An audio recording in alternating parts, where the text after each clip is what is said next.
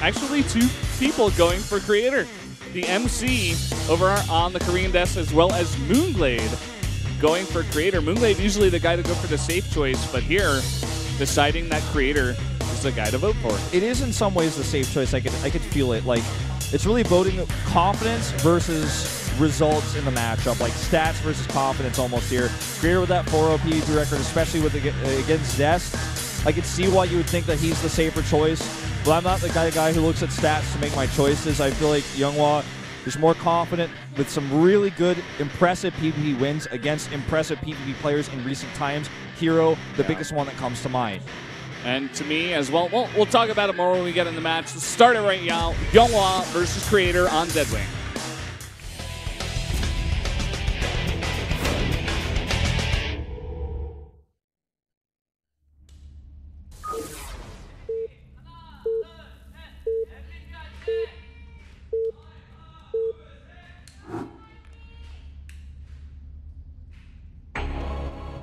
Down here in the bottom left, in the red for MVP, it is YongHwa. His opponent spawns the top vertically with him here is Creator. A bit of a different hairstyle today. Not using those intense bangs that we always see from him. Yeah. I don't know, you were talking about results and stats versus confidence. I feel like YongHwa has almost both at this point. The game that he showed against Hero was a big one. He kind of even outplayed Hero in that one. He looked incredibly solid in PvP. He's been put out in PvP matches on PvP maps before. They definitely do have confidence in him in this matchup. Whereas Creator, like I said before, he took like 3 or 4 wins against Zest, but 2 of those were where Zest was going for some insane strategies. He went for High Templar Storm drops twice. He did not play solidly at all, made big mistakes, and Creator barely held on. Creator won one of those games with DTs by sniping the Observer. That's something that almost never happens. So overall, I feel like the much more solid PvP play comes out of YongHwa, and that's why I went for him at the end of the day. I feel like in the past, at some time, the better play, or rather, the better strategic play was in Creator's hands. I feel like nowadays he's lost that. He knows how to handle situations. He is really good at judging. I feel like Creator's biggest skill in this matchup is judging when to take that fight, when it's max out versus max out, and how to take it. He almost never makes mistakes like that, where we see YongHwa, players like, the 2 players that come in mind in Pro League, some of these lower tier players, right, not the best brawlers in the world, YongHwa and Deer, good PvP players, good strategy, good openings, sometimes misengaged in the late game, whereas Creator will almost never do that because he's so good at playing late game. That's what he does. That's you know, in all matchups, kind of what he focuses on. That's very true. But I feel like we're in a different point in the meta in PvP where there's so many builds you could die too early on or get behind in, and sometimes we see Creator play too safe, and suddenly his opponent has a Nexus, and it's too late for him to punish. We see sort of things like that happen a lot. So at these vertical spawns here, let's just wait and see how this one plays out before we can really judge too much, because this is a really close match, but I feel like this is definitely Prime's best chance to take a win today. And we saw already Creator the only one this entire round able to take a win. Yeah. It's a sad moment in time for Prime. Let's see if Creator will be able to get this match here. So far in this game, YongHwa, it looks like he got the slightly earlier gas, so he's going to have slightly more, but slightly behind Cybernetic's score. Not really the biggest steal here. Creator going to commit to a very early Sentry. Yeah, and this is what you'd expect to see from Creator. He's probably just going to Sentry expand. We used to see him do in Wings of Liberty, double Sentries, Sentry expand in PvP, even on some of the smaller maps we had back then. He made a big name for himself doing this build almost exclusively in the BWC Korea qualifiers. That was when BWC was basically the prototype to WCS, and he ended up playing a massive amount of PvPs, including beating CJ's own Hero on his road to victory in that qualifier. Yeah. Seems like he definitely wants to hide that Sentry, by the way. Rallied it behind his gateway so that the probe couldn't see it. One other thing about getting the Sentry out very fast is that you get a very early hallucination scout if you need it. You can get over to the base of your opponent and see everything that he's doing, because early on it's so hard to deny that hallucination scout. So you get that energy going very early on, very fast for that Sentry, and you can know exactly what your opponent is doing. Yeah. Very well said. So many uses for Sentry Energy. Just like the Mothership Core, one of the reasons why you see it so early is not because they need to attack or defend with it or scout with it, but just simply because building the energy up earlier makes it so much more useful once you hit that mid-game. If you got 200 energy versus 150, that's a huge difference when we come down to these engagements.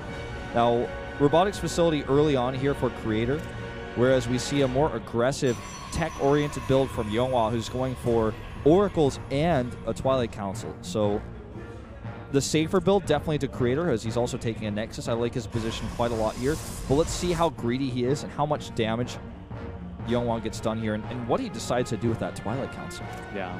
I think it's really up to YongHwa here to do the damage. As you mentioned, that Nexus coming up much faster for Creator, and he's also getting that very key robotics tech early out.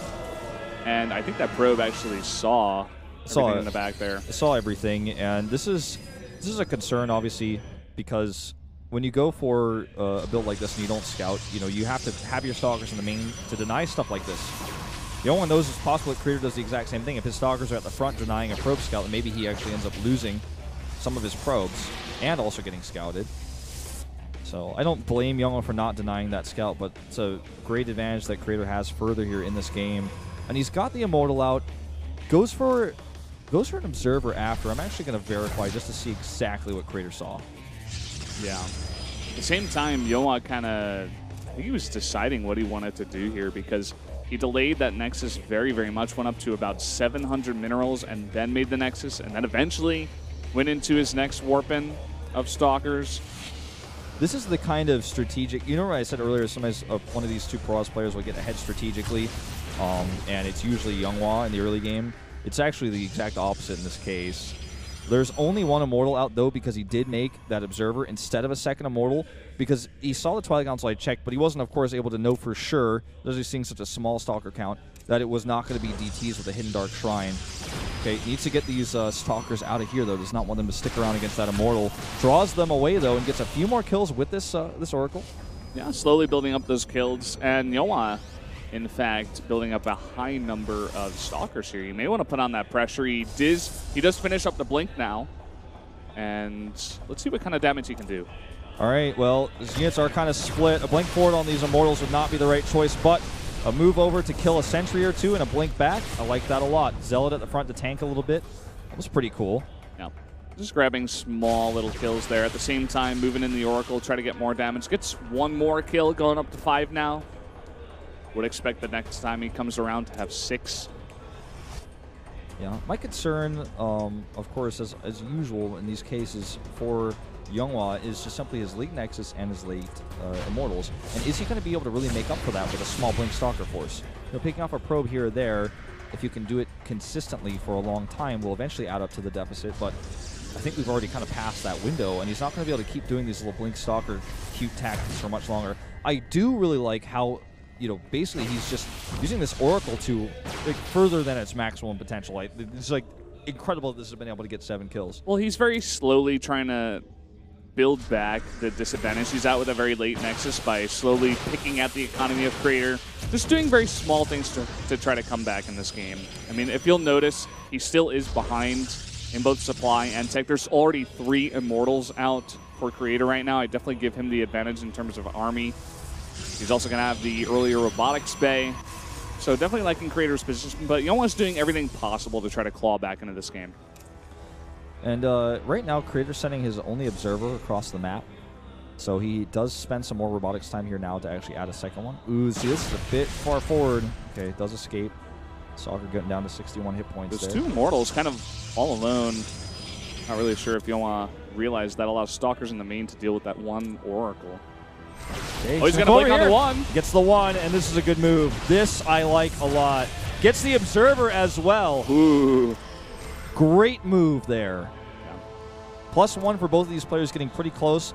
The Bay, much faster, though, for Creator, but still, I like these moves. This is how you catch up. Yeah. YongHwa's pretty known to do this at times. His Blink Stalker control is fantastic. And he's going to get even more kills here. It's 4 more probes. Looks like he lost 1 Stalker. Yeah, but he takes a probe lead with this. And look at this, Oracle's back, looking for action again. Yeah. And with the Observer kill there, he forces Creator to make another Observer. So the fact that he has the faster robotics bay It doesn't actually, allow him to continue to push that advantage as well as he would have liked to. Now the Observer comes out here. Ooh, he's going to blink on this again, catches some Stalkers, and Creator needs to be careful with that Colossus. This is incredible blink play here from YongHwa. Yeah. Very well done. And if there's one player to do this against as well, it's Creator. Because Creator, again, one of these very kind of shaky Protosses. If you get into his head, he gets tilted. And just small advantages like this, it's going to maybe put some nerves into Creator's play here. There's more and more damage. Just so consistent right now as YongHwa. Bit of a miss micro there at the last second on the Oracle. We'll finally lose that, so at least Creator can sigh a breath of relief on that front. The Stalkers need to continue to be controlled meanwhile as well. So he's not going to be able to fight this straight up. Although Watchtower fights are always a bad choice to take when you don't have vision. Starcraft 2 1-on-1 right here loses a Colossus. And again, very few Stalker losses for this. I like that cute force field, but definitely the better trade for YongHwa. Cannot believe Creator face-checked the bush, essentially, in StarCraft 2.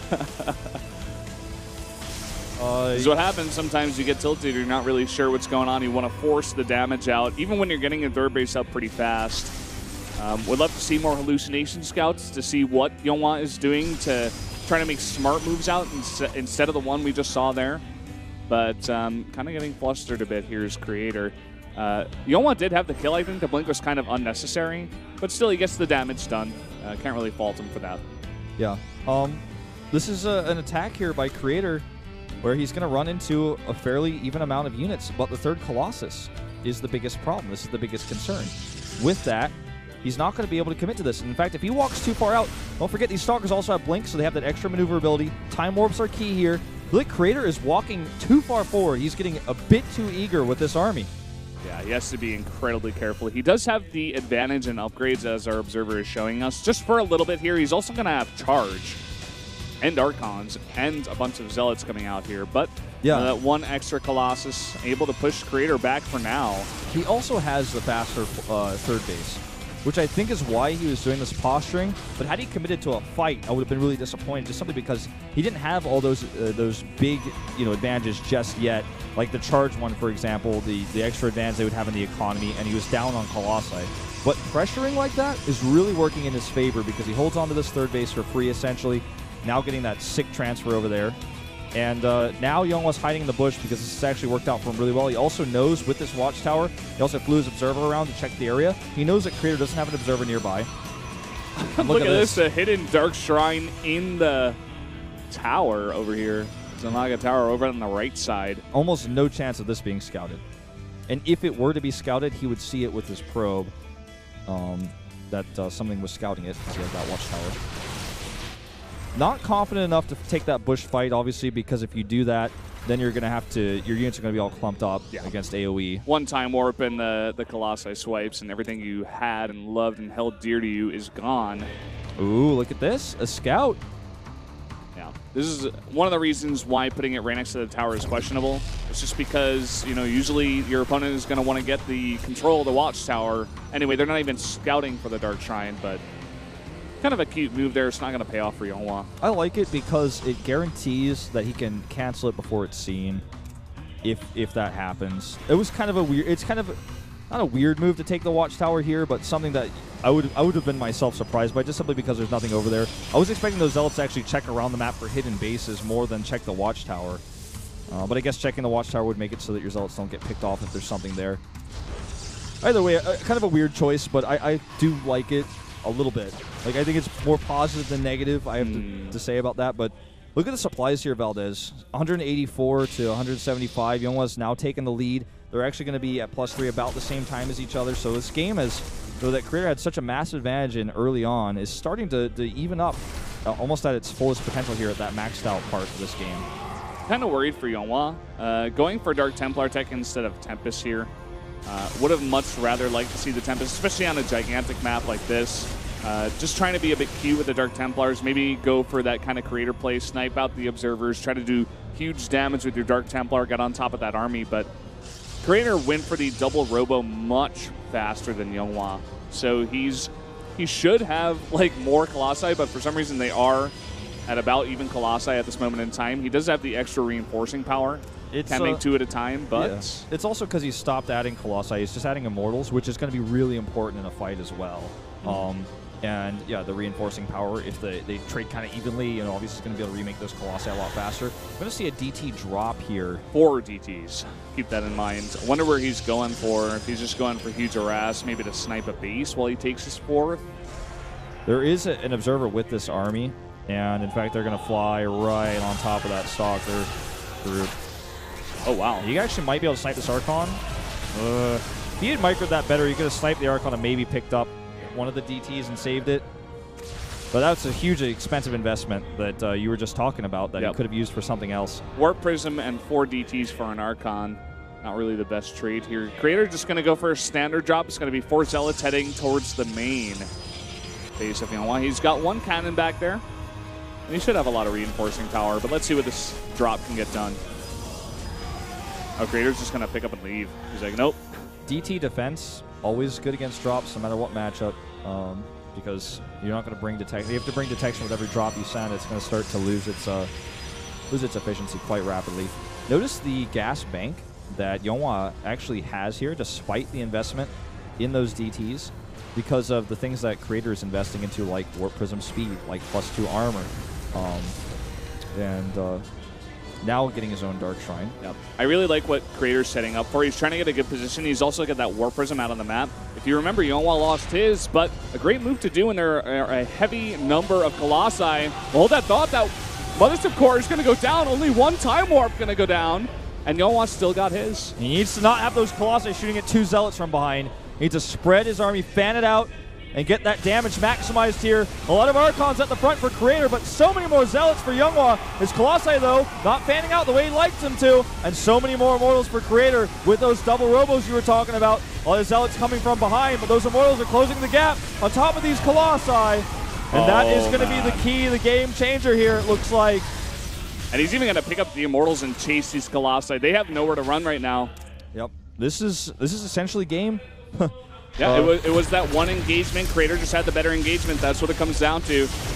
YongHwa trying to force the fight there because he was able to snipe that Mothership Core. I don't think it was the right decision, and he's going to lose the game for it. Yeah, that's exactly what happened.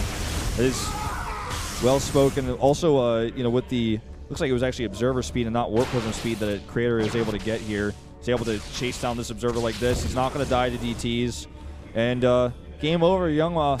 Creator's going to win again here in PvP. You know, it was way too aggressive to try to snipe that Mothership Core like that, especially with the pillar there. The pillar was really what trapped him. You don't need a force field to trap Colossi. You need a pillar, basically. And he couldn't even retreat. Let's see if Creator gets super pumped with the fist pumps, because we know what happens when Creator wins in PvP, man. The grin is already beginning. Look at him. He's really microing his army right now on the base of YongHwa. Oh, these 2 Colossi walk into trouble. Not the end of the world for Creator, though, who's already won the game. Yeah. YongHwa going to take one last-ditch effort. Just too many Colossi left over here for Creator. Archon's going to be sniped down, and that's going to be it. Creator's going to take the game and win another game for Prime. And possibly be able to extend it to that at least 4th game and maybe even an ace match. Oh, he looks pretty pumped. Not a usual Creator win, but it's a well-fought battle. Across late game comes to that point where you just make one mistake, you lose, no matter what happened earlier on. And that brings us to a tie score, Valdez, going into game 3. Yeah, you said it early on in the game. Creator just much better at taking those late game fights. YongHwa just fighting it in a not advantageous position for his army and just kind of got clumped up. He tried to force it. I think he could have backed off to that base. Maybe he felt he had taken too much poke damage and just wanted to go for the fight. Yeah. But at the end of the day, Creator stands strong. His late game PvP is something to really look at and enjoy because it's quite strong. That it is. Well, definitely a nice win there for Prime on their losing streak. Creator now the only player to take wins for their team this round, getting 2 of them. You know, it is against one of our weaker teams in MVP, but still, it was an impressive win against YongHwa, who just recently beat Hero, for example. So. Yeah, I would love to see actually Hero versus Creator. It'd be interesting if we ever get to see that matchup. Yeah, Creator's now 5-0 in PvP. Yep, he's kind of like Hush in that manner. He's like only good at PvP these days. But guys, we're gonna have a 3-minute break before we get to that game. Stay tuned. We'll be right back.